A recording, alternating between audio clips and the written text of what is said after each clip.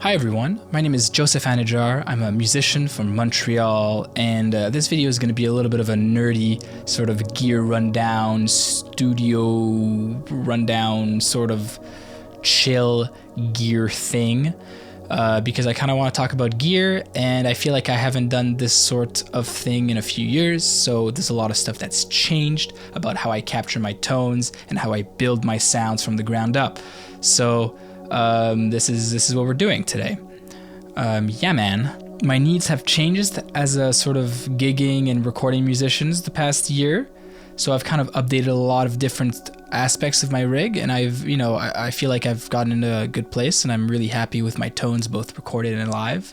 Also, at this point, I've had this iconic Solana for like a year now almost, so now I think is a good time for me to talk to you about everything that I think about it and how sick it is, and just how happy I am to have this sort of dream Stratocaster-esque instrument. So I'm going to use signal flow as a way to organize this video.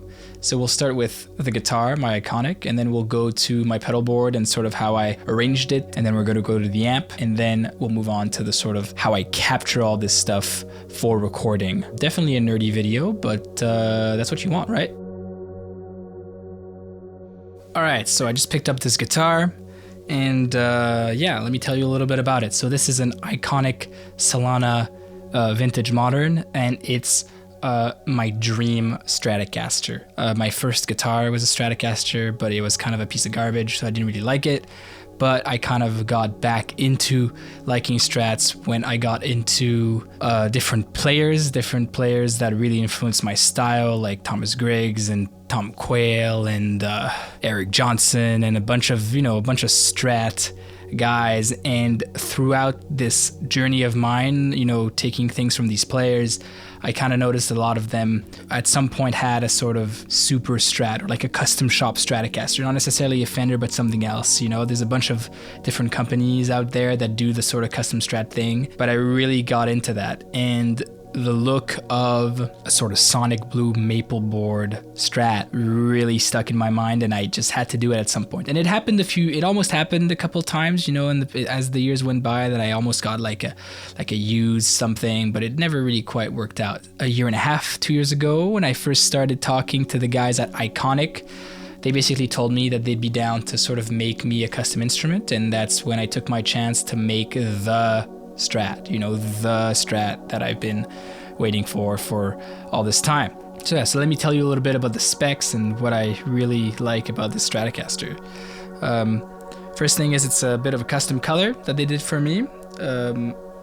It's a translucent sonic blue, and I really wanted to do that because I wanted to see the swamp ash sort of go through the finish. And this is something that I saw on some really old like custom shop Strats, like Fender custom shop Strats, where you could kind of see like through the old paint, and I was really into that. So I really wanted to like take that concept and apply it to like a slightly different color, the sonic blue, and it turned out great. Another thing about this guitar is it's got the biggest neck that they make or something. I think it's one of the biggest sort of C profile that they do, and it's pretty sick, especially with the roasted 5A flame neck. But yeah, this neck is a proper handful. It's a proper chubber. It's thick, and all the jokes you want to make about me touching wood, it's about this neck, because this neck is enormous. Something else I should mention is it's got 2-point Goto 510 bridge. I really made a point to make sure that this is what we were going to go with, because they usually do a lot of 6-point trems, which is a little bit more vintage, which are cool, but I was kind of trying to emulate the trem feel of some other guitars I've had in the past. This guitar is super balanced between all the pickup combinations, which is a problem a lot of HSS guitars have. You'll go to the bridge pickup and it'll be way hotter, but this doesn't happen with this guitar, which is very, very cool and kind of adds to the versatility of the instrument and shows the attention to detail that the guys at Iconic kind of put into it. The last little thing about it is there's this sort of like light medium sort of relic going on it, and it really adds to the vibe of this guitar. I really like the checking and all that. It's just really sick. Right now I'm using the Friedman, a little bit of reverb and a little bit of compression, and here's what the neck pickups sound like.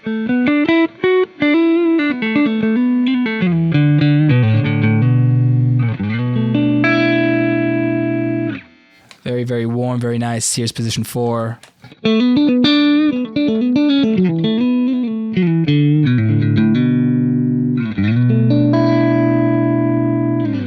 Definitely my most used position. Everybody knows that. Here's the middle. I don't use that much, but it's got some character.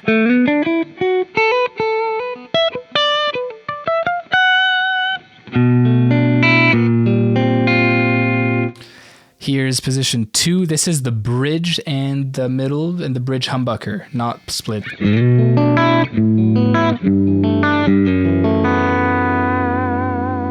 And if I want to split that to get that usual position 2, I just gotta push here.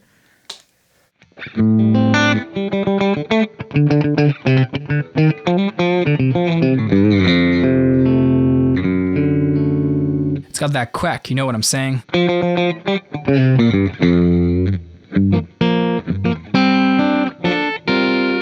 Compared to the position 4.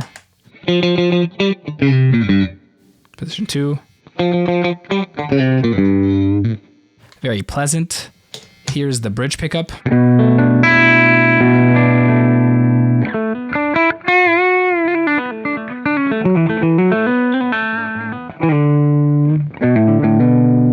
And here's the bridge pickup split.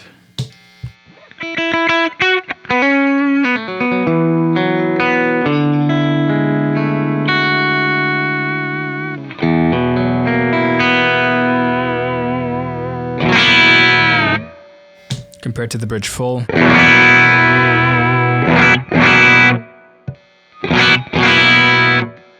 So yeah, a very large range of tone. And yeah, I really love this guitar.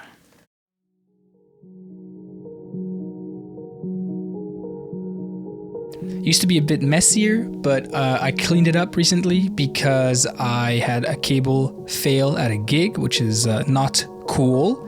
So I kind of redid the whole thing with these nice custom cables from Tone Design in Quebec, which really slap. So now it's all sick and consolidated. So yeah, so you go input, then you go tuner, you know, very important.